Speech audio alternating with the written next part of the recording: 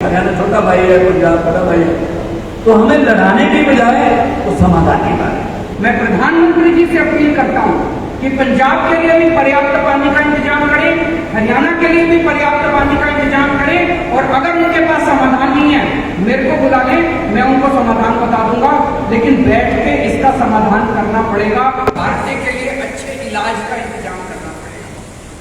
हमें इस देश में हर व्यक्ति के लिए बिजली, पानी, रोजगार का, हर युवा के लिए रोजगार का इंतजाम करना पड़ेगा। भाषण देना बड़ा आसान है, मैं भी भाषण दे सकता हूँ, दुनिया का नंबर 1 देश बनाएंगे, लेकिन काम करना बड़ा मुश्किल है, बड़ी मेहनत करनी पड़ेगी। और इन सारी चीजों में सबसे इंपॉर्टेंट एक चीज है, वो है शिक्षा। मुझे लगता है 1947 में हम लोगों से एक गलती हुई थी।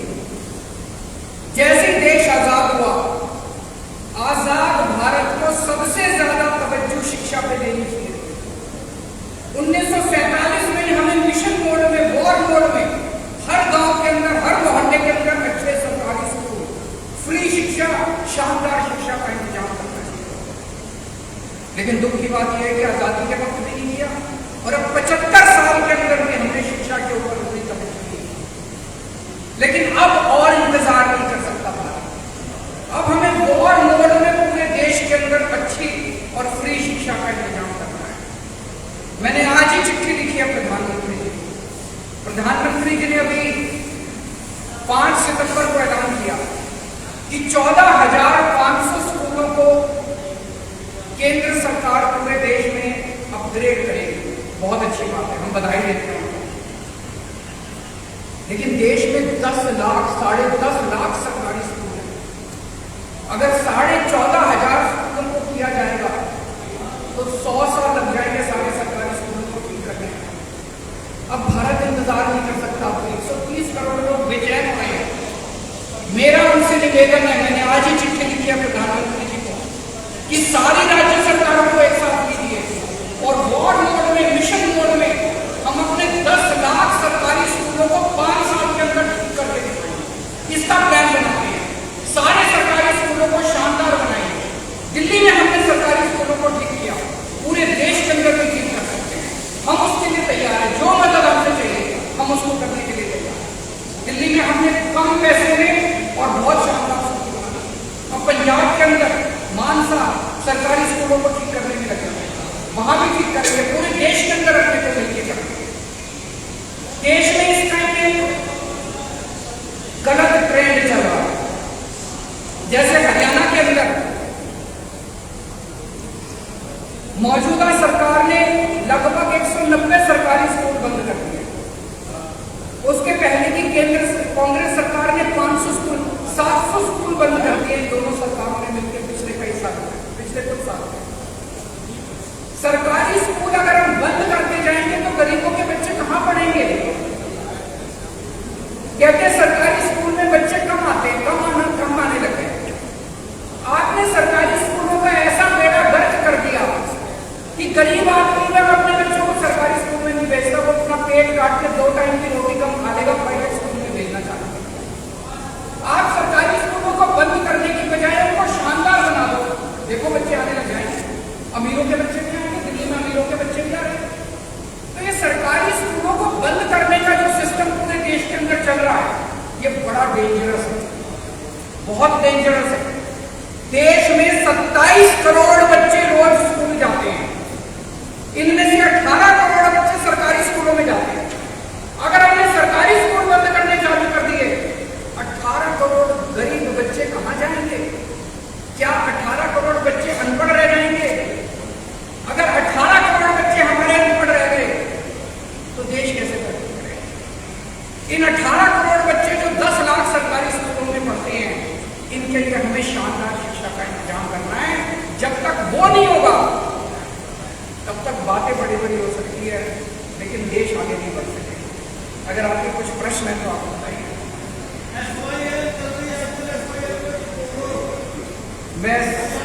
मैं जानता था कि आप इस बारे में जरूर पूछोगे। मैं पहले 2 मिनट मान साहब को कहूंगा कि वो अपनी बातें रखें, उसके बाद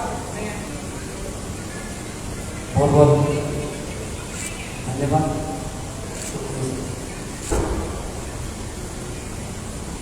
देश के सबसे क्रांतिकारी मुख्यमंत्री अरविंद केजरीवाल जी ने जो बातें की हैं,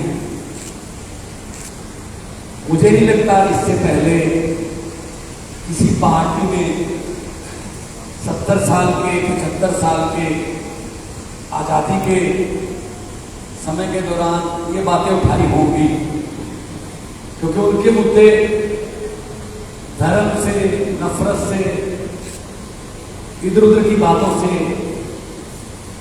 भरे होते हैं।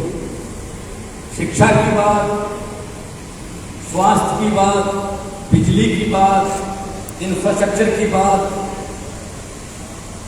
ये सिर्फ आम आदमी पार्टी करती है।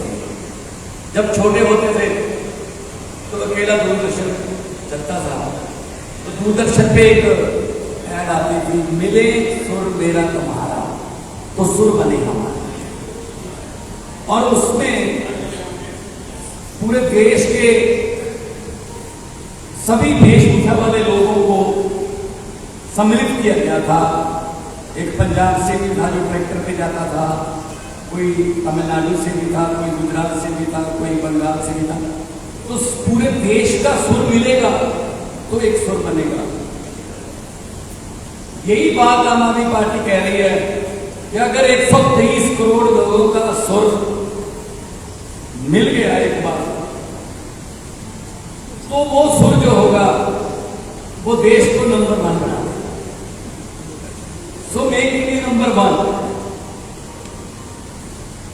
यूक्रेन 25-26 साल पहले आजाद हुआ।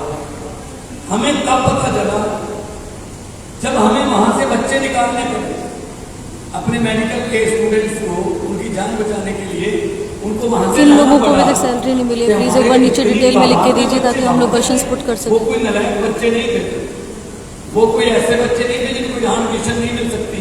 वो 99.9 सोचते हैं जो काम 30 लाख में यूक्रेन में होता है वो यहाँ 3 करोड़ में होता है। 25 साल पहले आजाद हुआ देश हमसे ज्यादा मेडिकल इंफ्रास्ट्रक्चर में हमसे ऊपर चला गया। हम क्या करते रह गए? हम तो नारा लगाते रह गए, हम एक दूसरे को कोसते रह गए, एक दूसरे की निंदा करते रह गए। तो देश तभी बढ़ेगा जब सब ऊपर होगा। देश तभी आगे बढ़ेगा जब सबका सुर मिलेगा।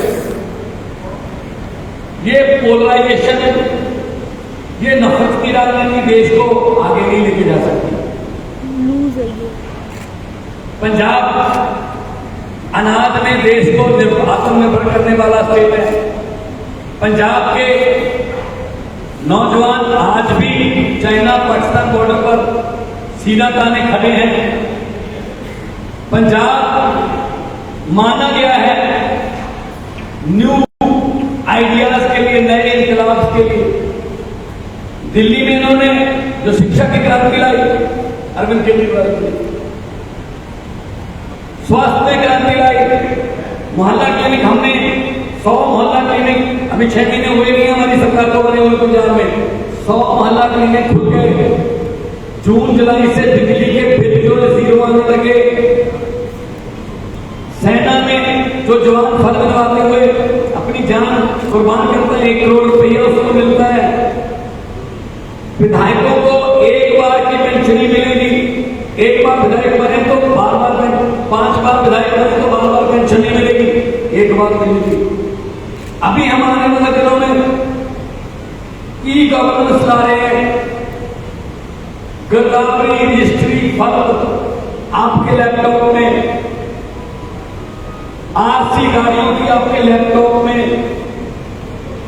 इंडस्ट्री के लिए सिंगल विंडो पहले भी सिंगल होती थी, इससे पहले वाली सरकारों में भी सिंगल विंडो होती थी, लेकिन हर अफसर की अपनी अपनी विंडो होती थी। इससे पहले जो भी इंडस्ट्री वाले आते थे वो पंजाब से एमओयू करने नहीं आते थे, वो एक परिवार से एमओयू करने आते थे। अब जब वो इंडस्ट्री वाले आते हैं तो पंजाब के साथ हस्ताक्षर करने आते हैं।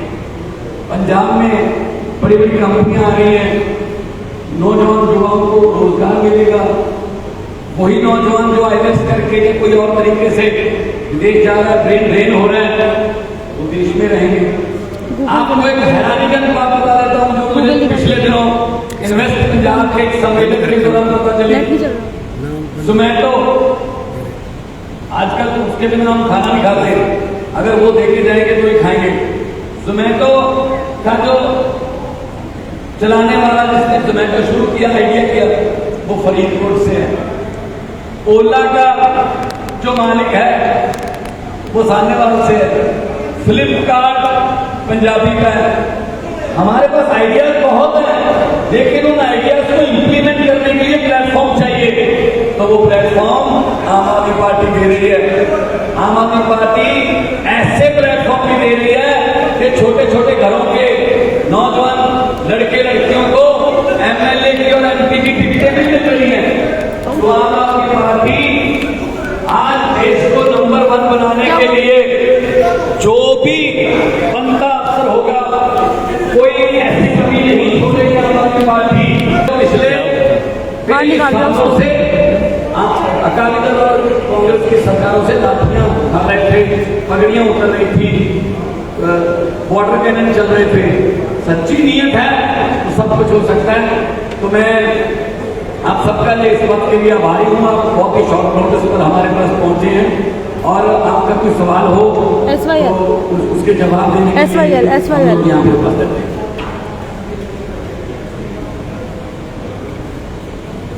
अभी हमारे मीडिया के एक साथी ने SYL के बारे में पूछा कि SYL पे हमारा क्या स्टैंड है।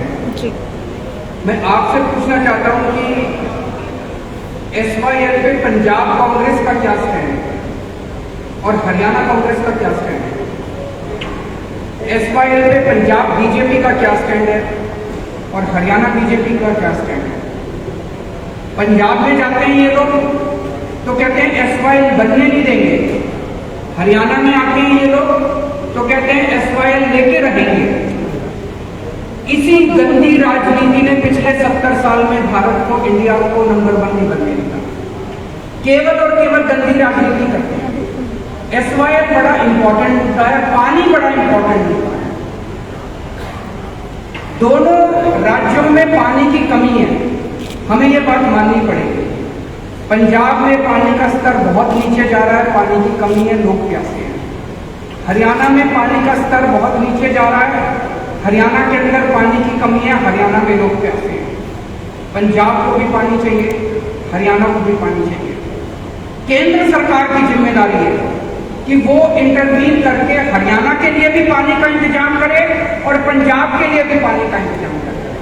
केंद्र सरकार का काम क्या है? केंद्र सरकार का काम ये नहीं है कि दोनों राज्यों को ऐसे लड़ते रह गए तो भारत आगे कैसे बढ़ेगा।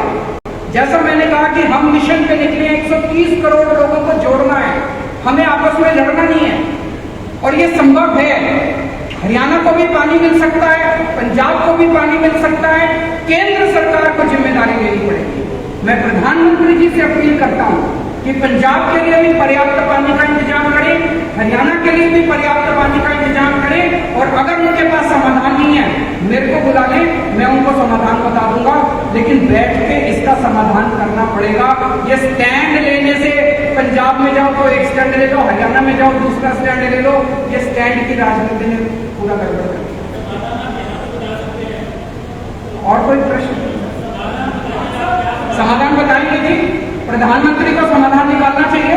अगर उनके पास समाधान नहीं है मुझे चाय पे बुला ले, मैं समाधान दूंगा। प्रेस कॉन्फ्रेंस के अंदर समाधान नहीं निकलते इस जटिल समस्याओं के। आपको मीटिंग के लिए बुलाया गया है SYL। पहला सवाल तो ये है कि आप उस मीटिंग में जाओगे।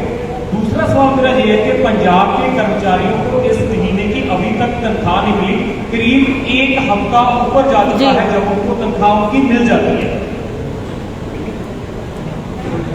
आपका पहला सवाल है, अगर हरियाणा के मुख्यमंत्री और पंजाब के मुख्यमंत्री की कोई मीटिंग केंद्र सरकार की, जो कहते हैं कि केंद्र सरकार ने कहा कि दोनों मीटिंग कर ले, हम मिलने को तैयार हैं, मुझे मिलने में कोई हर्ज नहीं है। लेकिन जैसा कि अरविंद जी ने कहा, केंद्र सरकार का ये फर्ज बनता है कि वो इस समस्या का समाधान करे, ना कि दोनों को मीटिंग में बिठाकर उसके बाद बाहर आकर अपने अपने वक्तव्य देने के लिए उनको छोड़ देते। तो मैं Punjab as a head of the state in Punjab मैं जाने के लिए तैयार हूँ। मुख्यमंत्री साहब हरियाणा के आए, बातचीत करेंगे, लेकिन कम से कम केंद्र सरकार जो है वो बाकी कामों के लिए राज्यों पर बहुत कुछ थोपती है। आप ये नहीं कर सकते, जीएसटी ये नहीं कर सकते, आप ये नहीं कर सकते, ये नहीं कर सकते।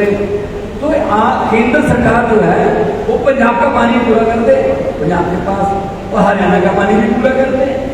हरियाणा में भी जैसा कहा कि दोनों भाई हैं छोटे, हरियाणा छोटा भाई है, पंजाब बड़ा भाई है।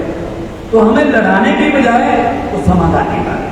दूसरा, आज शाम तक वो जो हमारे एम्प्लॉइज की कुछ तनख्वाह रहती है वो मिल जाएगी, क्योंकि हमने पॉजिटिव राजनीति की है। हमने मुलाजिम पक्के किए, हमने भर्ती की, और हमने शुगर केन वाले जो गन्ना मुलाजिम थे पिछले कई सालों से धरने दे रहे थे, उनके पैसे भी आज ही जा रहे हैं, 94.98 करोड़ आज ही जा रहे हैं। आज शाम को तनख्वाह भी मिलेगी। हमने खजाने में जितने भी पैसे आते हैं हमने लोगों के लिए खोल रखे हैं। हम कर्जा भी नहीं लेते, लेकिन लोगों को हम कोई कमी भी नहीं छोड़ेंगे। और इस बार 23% जीएसटी की कलेक्शन बढ़ी है, और जितना टैक्स आएगा हम इंफ्रास्ट्रक्चर के रूप में, हम स्कूलों के रूप में, सस्ती बिजली के रूप में, हम सड़कों के रूप में, अच्छे स्कूलों के रूप में, मोहल्ला क्लिनिक के रूप में लोगों पर इकट्ठे हैं। केजरीवाल सर, बोलो केजरीवाल सर, पुरानी पेंशन बहाल होनी चाहिए सर, जो एक मिनट उनसे उनका सवाल जो नई पेंशन कर्मचारी, सरकारी कर्मचारियों के साथ बहुत बड़ा धोखा है। पुरानी पेंशन स्कीम लागू होनी चाहिए। केंद्र सरकार ने एक तरह से पूरे देश के ऊपर नई पेंशन स्कीम थोपी थी। मैं आज इस मंच के माध्यम से केंद्र सरकार से अपील करना चाहता हूं कि सारे जितने उसके बाद एम्प्लॉयज रिक्रूट हुए जो कि नए पेंशन स्कीम से अफेक्टेड हैं, वो सारे बहुत ज़्यादा दुखी हैं और बहुत गुस्से में हैं। इसीलिए उनके हित के लिए लोग सरकारी नौकरी में क्यों आते थे कि भाई रिटायरमेंट के बाद पेंशन मिल जाएगी, जिंदगी भर सिक्योर हो जाती है। अब वो पेंशन ही नहीं मिलती, किसी को कुछ 100 रुपये को कुछ मिल रहे हैं, किसी को कुछ। तो मेरी केंद्र सरकार से गुजारिश है कि पुरानी पेंशन स्कीम को दोबारा सर, कुलदीप बिश्नोई जी का कल का बयान है, वो ये कह रहे हैं कि अरविंद केजरीवाल अगर हरियाणा के लिए SYL का पानी दे दे तो कल आपकी रैली के मंच पर कुलदीप बिश्नोई आएंगे।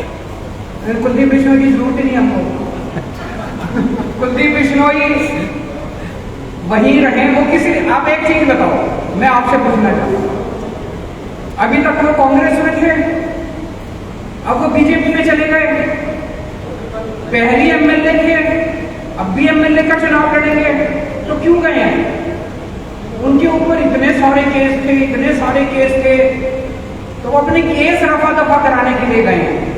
तो वो जनता से वोट किस लिए मांग रहे हैं? वो इसलिए नहीं मांग रहे कि मैं तुम्हारा कुछ भला करूंगा, भला तो पहले कर देते, अभी भी कांग्रेस में थे, एमएलए थे। वो जनता से कह रहे हैं मेरे को वोट दो ताकि मैं अपने सारे केस रफा दफा कराऊं। तो कुलदीप बिश्नोई जहां आया वही रहे, उनकी हमें जरूरत है। सर ये मैं नहीं है सर, मेरे के लिए नंबर 1 जो मुहिम है। अब हम गाँव देहात में अगर ड्राइवर्स की बात करें तो वहाँ पर की स्किल्ड लेबर है, लोग जानते हैं सारा काम, काफी सहयोग कर सकते हैं और देश को लेकर आपकी मुहिम है, तो वहाँ तक पार्टी कैसे पहुँचेगी और वहाँ की बात कैसे आगे वो अपने डिस्ट्रिक्ट के लिए नंबर किया, वहाँ तक पहुँचे ना पहुँचे, किस तरह पहुँचा जाए? बहुत अच्छा आपका प्रश्न है।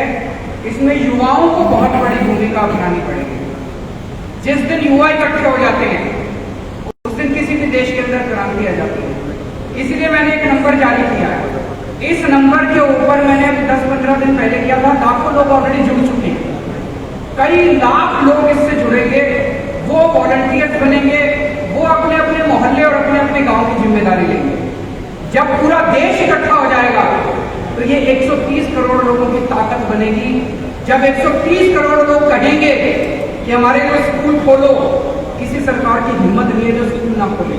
इनको अपनी 75 साल में केवल गंदी राजनीति हुई है, काम नहीं हुए। अब काम करने पड़ेंगे जिस दिन देश के लोग इकट्ठे हो गए, खड़े हो गए, लोगों को काम करने पड़ेंगे। Thank you so much.